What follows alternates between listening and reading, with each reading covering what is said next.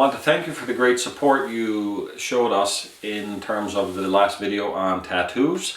Many of you found it helpful. Apparently you shared it lots, you commented on it, you asked questions, which is great. I was very pleased to answer as many as I could. Following out of that is a question that I often get asked, and it comes from people typically who grew up in the church, and they say, how come nothing is a sin anymore? It seems like fellows like me are constantly saying this is no longer sin, that's no longer sin. So what's happening with that? Well, it would be helpful first maybe to define what sin is. And positively, looking at it from a positive sense, sin is when we miss what God has set up as His best for our lives. I like to think of it in terms of God has given me instructions of things that are best for me, things that are harmful. And what sin really is when I miss His very best for my life. And so I don't want to sin because I want what is best for me, both in positive and negative senses, in terms of what I should do and what I shouldn't do. So why is, sometimes we feel like nothing is a sin anymore? Well, the simplest answer to that, and some of you have heard me say this maybe, is that some of these things never really were sin to begin with. Why is that? Well, if you think about, for example, the topic we did last week, we had some things that we held up as sin that were really just a misunderstanding of the three types of Old Testament law. And again, there's civil law, ceremonial law, and moral law. The first two guide Israel in how she can be distinct from her neighbors and how she properly worships before God. The third one, the moral law, the parts of the Old Testament that are moral law, are carried over into the New Testament, and we follow those today.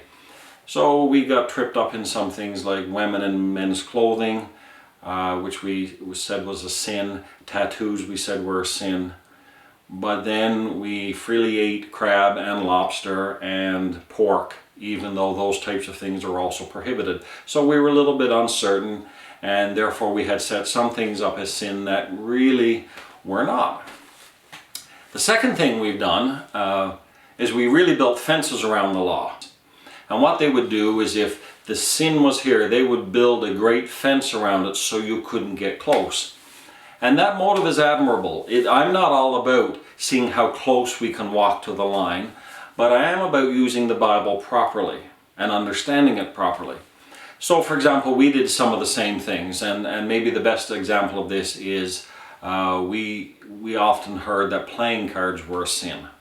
Well, why was that? Well, we believe gambling was a sin, and I believe it as well because it betrays a lack of trust in God for my provision. The Bible tells me I should trust God to provide for my needs, even as I'm a faithful giver.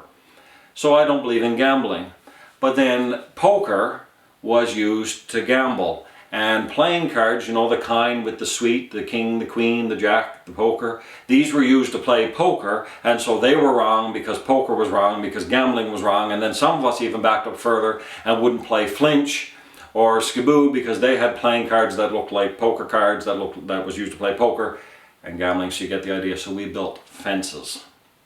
And so we did some of that, and in reality, yes, gambling is wrong, but playing cards themselves, it depends entirely on what game you want to play with them. Because we built the fence. This is the point. Now, other things I would say we have let go and we should not have. Some of you maybe celebrated the video on tattoos because you heard me say, hey, it's a free-for-all now, and now you can do all of these things that you weren't allowed to do one time. Not quite so fast. There are a number of things that God still either commands us as Christians to do or says it's really better if you don't do. For example, sexual immorality is still wrong. God designed sex for marriage, and sex outside of marriage misses His mark. It is not the best for us, and that is still, always has been wrong, still is wrong. Greed is wrong. Greed is a sin. The Bible clearly says, Colossians 3:5 tells us that greed is idolatry, which is actually worshiping things other than the Creator.